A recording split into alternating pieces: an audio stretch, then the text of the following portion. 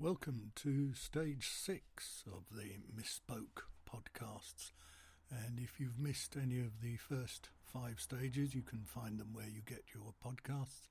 And most of them, not I think the first one, are available also on my YouTube channel. So a word from my sponsor, and my sponsor today is myself. Yes, if you like my podcasts, you might enjoy some of my videos. Most of them are about cycling, not all of them.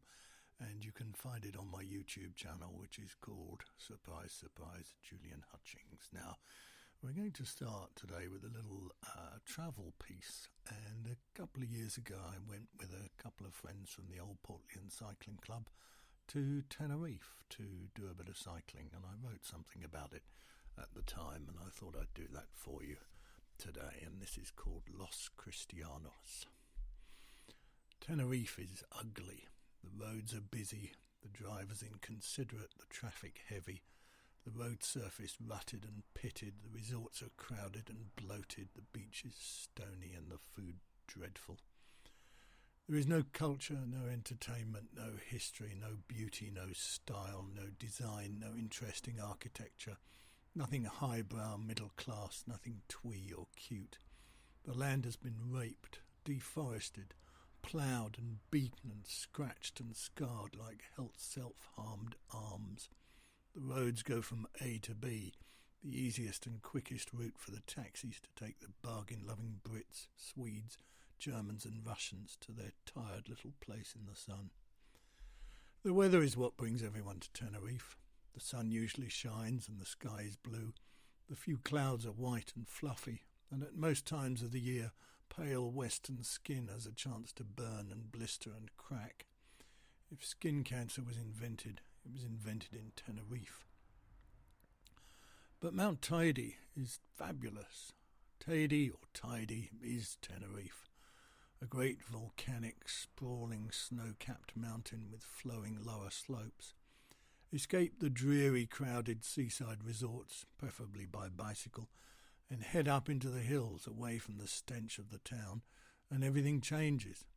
There's a kind of peace, although punctuated by tour buses, hire cars and quad bikes, but the air is clear and clean and sweet-smelling. On a bike you can climb from the dirty seaside of Los Cristianos up and up to 7,500 feet through the remnants of the pine forests, above the clouds and around the lower slopes until you turn a corner and emerge into a bare volcanic landscape with the snow-capped majesty of the peak ahead of you. You can't cycle all the way up to the peak, that is another 1,000 feet or so higher, but there is a cable car, although it wasn't running while we were there. Up here, alone with the stars and the wind in this bare brown lunar landscape, is the Parador de Canadas, where the pro cycling teams stay for their training. You can pause in their busy cafe and queue for cans of Coke and ham and cheese sandwiches, which you will need after your climb. Then turn around and head into the buffeting, cruel, icy wind, and down and down and down and down on sweeping, fast-flowing roads with no need to stop until you reach the sea again. There's nothing attractive about the villages you ride through. San Miguel, Granadilla, Villaflor. No obvious historic heart, no pretty streets, no quaint shops selling perfume or local crafts. It is as though nothing existed on Tenerife until 60 years ago when Thomas Cook arrived to build the high-rises, the English pubs, the Highland Paddy karaoke bars, the Chinese with their emporiums of tat, and the endless cafes and cheap restaurants selling full English breakfasts and roast beef with Yorkshire pudding and chips with everything. Outside most of the restaurants stands an unattractive, hard-faced man or woman, outwardly friendly and inwardly resentful, who tries to press-gang you into visiting their establishment. "Hypnotist tonight," said one. "Don't worry, he won't make you lay eggs." "Comedy drag queen on in 15 minutes, said another. "Free weather forecast with every drink," said another, desperate for customers to join the 2 people murdering ring of fire on the karaoke machine. In Los Cristianos, practically everyone is cruelly elderly, wildly overweight, with heavy red paunches that hang over their belts like window boxes, sunburnt to the point of melanoma, and most are on mobility scooters, having lost the use of their legs at the same time as their brains stop working due to lack of use. When it rains, which isn't often, although it rained while we were there, the town is even uglier, depressing, tired and damp, washed away in sand, and the awnings hang limply in the wet air while the sun loungers and beach umbrellas sit and stand empty and lonely on the dark, wet, imported sand. Bad attitude is everywhere. After one ride, we returned along the coast through Playa Las Americas during rush hour. The roads were packed with pushing, horn-sounding, hot, impatient, sweaty commuters, and the diesel fumes mingled with the smell of frying chips in tired oil as we weaved through the traffic. It was like Elephant and Castle, but without the charm. Go for the cycling on Mount Teide, but leave everything else. That's a rather cynical, bitter, twisted view of Tenerife. I'm sure it's not all bad, and people tell me there are places in the north that are much nicer and much more attractive, but that's what I felt about Los Cristianos at the time, and I haven't been back, so there's been nothing to change my view of the place. But as I said then, as I say now, Mount Teide itself is a wonderful place to cycle. Once you get out of the town, it almost makes, no, don't be churlish, Julian. It makes everything on Tenerife worthwhile. Mount Teide is a destination in itself. And now another one of my monologues, and this one is called the N+1. So anyway, they say that the ideal number of bikes is N+1, where N is the number you have already. I mean, everyone wants another bike, don't they? I've got 4. A Bianchi, a mountain bike, an old steel bike, and my Boardman, which is like my winter bike, but I really fancy one of the new Giants. I'm going to have to talk to the wife. They say that the correct number is S-1, where S is the number at which the wife would divorce you. I don't know why it's not N, although it would make more sense, you want my opinion, but it isn't. There's people in the club who've got like loads more bikes than me. I don't know how they manage it. I mean, you've got to store them somewhere. I fancy a Colnago or another Bianchi, or maybe a Fixie and a Brompton and a touring bike.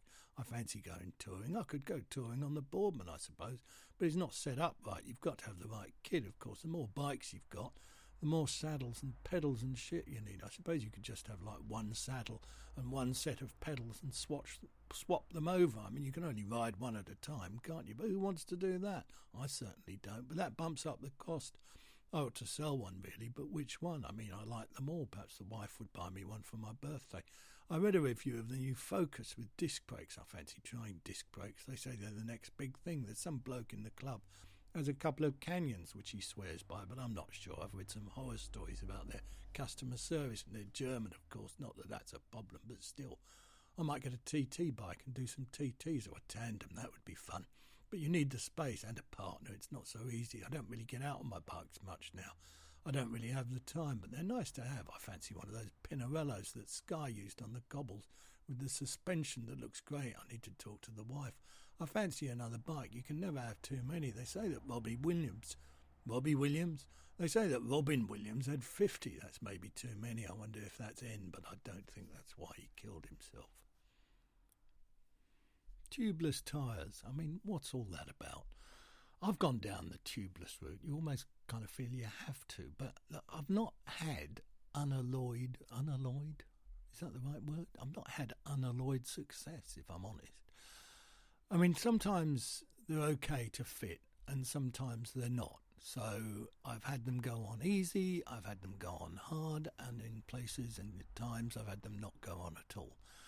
And then they say you don't get punctures. Well, that's not true. You get punctures all the time, and some are worse than others. I had some Schwalbe tyres, which I really liked, set them up tubeless.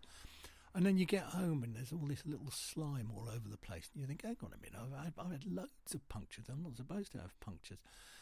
And then the sealant is supposed to seal the hole, and sometimes it does, and then sometimes it doesn't. I had a ride a few months ago, and I think I had 2 punctures, and then it wouldn't seal. And then I was going to put a tube in, and I couldn't get the tyre off, and it's just a bloody nightmare.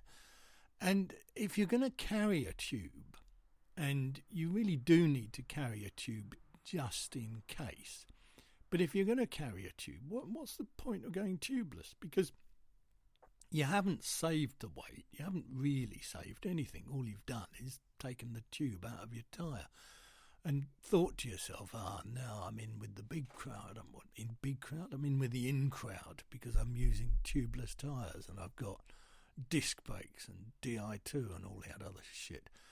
But tubeless tyres, I don't know. I've gone down the path and I've come back the path and I've taken the road less travelled, as Robert Frost would say, or Robert Frost did say. But actually, no, I haven't taken the road less travelled. I've taken the road more travelled because I've gone down the path of tubeless tyres like all the magazines told me I should. And now I just regret it.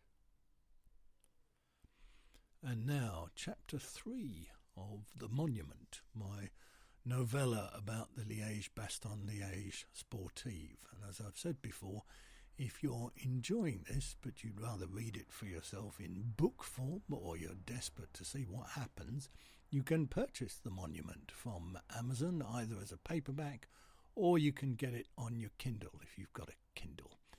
Anyway, this is Chapter 3. 2 days later, and Clovis and Eric went for another ride. The sun was shining and the sky was blue, but there was a cool breeze. Eric was wearing arm warmers, Clovis a gilet to stop the wind. They didn't go to Jay's, instead following their country route over the hill and along the valley, past the rapeseed fields and the lavender farm to their favourite Italian deli. "You having a panini?" said Eric. Clovis enjoyed the panini, salami, sun-dried tomato and gorgonzola grilled, so the fatty salami was hot and burned his tongue, and the slimy gorgonzola oozed out of the sides and stained the plate. "I'm on my diet," said Clovis. "Toast for me. No more foodie joy." "It's a hard life," said Eric. They sat outside in the sunshine with hot coffee and small toast, a pat of butter and a packet of jam. "Not much butter," said Clovis. "Not much toast, come to that. How come you can have such a small piece of toast and still not have enough butter?" "Have the jam," said Eric. "It's half a panini, that's why. We've got half each." "It's not the same." "What do you make of Bill and Bob?" said Eric. "I don't make anything of them. Should I? Why did they want to know if we went abroad?" "I thought he was being polite, showing an interest. People like that don't need to be polite." "What do you mean, people like that?" "Nothing. Now you're being mysterious." Eric said, "You know that bloke I told you about? Drinks in my pub. Turns out he was one of the Hatton Garden robbers. Did the Sudoku." "Yeah? What about him?" "What if our mysterious acquaintances in the caff are like them?" "What?" said Clovis. "You mean like villains?" "Yeah, come off it. They're not villains. They're a couple of old geezers like us, got nothing better to do than sit around the caff all day long, drinking tea and bantering with Jay." "Maybe," said Eric. "Maybe not." "Anyway," said Clovis, "Bill can't be a villain. I've seen him in Lidl, getting a load of shopping. Pasta, mostly." "Doesn't surprise me, the size of him. But so what? You think because he shops in Lidl he can't be a villain? How does that work, then?" "Stands to reason, doesn't it? If you were making shitloads of money, would you shop in Lidl?" "I wouldn't shop," said Eric. "Get someone else to do it for me. I'd have a shop assistant, a personal one. But not all villains are millionaires, Some of them barely make minimum wage." "Minimum wage? I'm starting to feel sorry for them," said Clovis. Amelia came out with their coffees on a tray. She was small and sturdy, olive-skinned with dark flowing hair and bustling arms. She spoke with a strong accent, like a cartoon Italian. "Hola, avanti, and ciao, bambino." Not that Clovis and Eric were bambinos. "How are you today?" said Eric. "Not too good," said Amelia through a thick flu-ridden accent. "I've got the hay fever and got the cold." "You poor thing," said Eric. Amelia went back inside. "I don't think she's interested in us," said Clovis. "Two old geezers come in once a week, looks all gone, buy a couple of coffees. Why should she be?" said Eric. "Good point," said Clovis. I'd like to end stage 6 of the Misspoke podcast with a review of the film Breaking Away. And if you've never seen Breaking Away, then try and get hold of it on DVD. I'm sure it's available on DVD. And watch it, because if you like cycling and you like movies, you'll love Breaking Away anyway. Breaking Away is a 1979 film written by Steve Tesich, who won the Oscar for Best Screenplay, and directed by Peter Yates, the British director best known for Bullet, iconic San Francisco set crime thriller with the second best car chase sequence ever. The best? Well, that'll be The French Connection. Breaking Away is set in Bloomington, Indiana, and tells the story of 4 teenagers on the cusp of adulthood, focusing on their growing pains and camaraderie. They are cutters, so called because their families were stone cutters, working-class folk employed in the local quarry, now a swimming hole where the boys go to play. They are pitted against the middle-class kids and students from the local college, which of course was built from the stone their parents cut. So far, so small-town America and so predictable. But what sets the film apart and turns it into a true work of art is cycling, and specifically the efforts of Dave, the lead character played by Dennis Christopher, to embrace all things cycling and by extension Italian culture as the boys build up to entering the local cycle race, held on a track looking very similar to Herne Hill if it was in Indiana. Dave is bike obsessed and has taken to speaking Italian, cycling everywhere, obsessively cleaning his bike and wearing his Campagnolo cap on backwards all the time, which enrages his father, a used car salesman, who hopes that Dave will join the business. His mother, meanwhile, just loves her son and wants to see him fulfill his dreams. In his passion, her sad, unfulfilled, loveless marriage is cruelly exposed.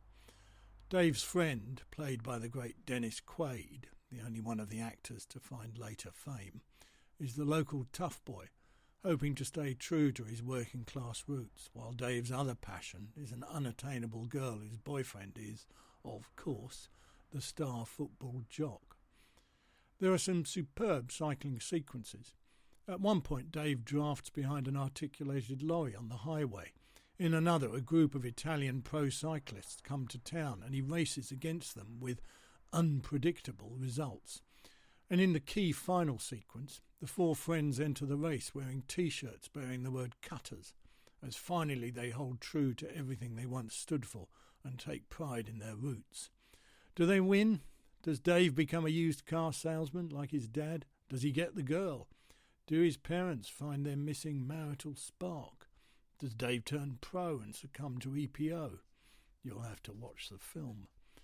This is not a film specifically about cycling, and all the better for not being so. Rather, it is a film about growing up, about friendship, about love and unrequited love, about having a dream and chasing it, about Campagnolo and all things Italian.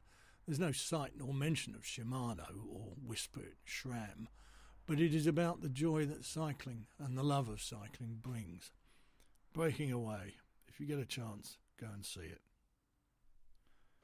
You've been listening to Stage 6 of the Misspoke Cycling Podcast from me, Julian Hutchings. Hope you enjoyed it and hope you tune in for Stage 7 coming to a podcast channel near you sometime very soon. Take care.